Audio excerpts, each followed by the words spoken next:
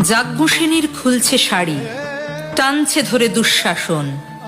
দায় ছিল যার গর্জে ওঠার, নিচু মাথায় সে 5 জন।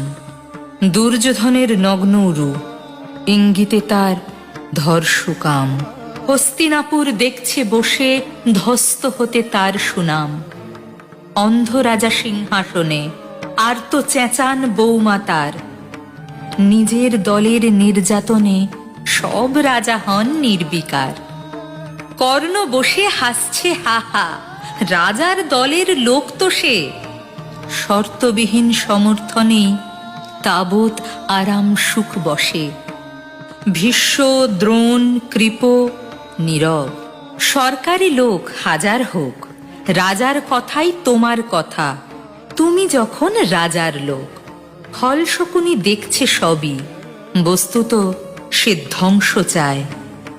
ঘরের মাটি লাল হয়ে যাক দেশ বিভাগের যন্ত্রণায়। সুশীল সভায় ঘটছে যখন রাজ অপরাধ জঘন্য, তখনই তার বিরোধে চেঁচিয়ে ওঠেন বিকর্ণ। বিকর্ণ নন কেউ কেটা লোক, 100 ভাইয়ের একজনা। তেমন করে এর আগে কেউ তার কথাটাই জানতো না।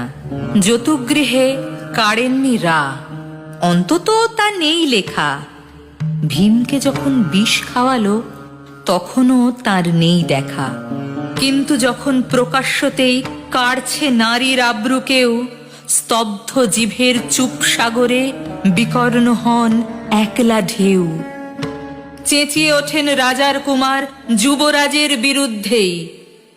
মহাবলী পাণ্ডবেরও তখন গলায় সে সুর নেই। রাজাও যখন নীরব থেকে সায় দিয়ে যায় ধর্ষণে, ঠিক তখনই সমস্ত যুগ বিকর্ণদের স্বর শোনে।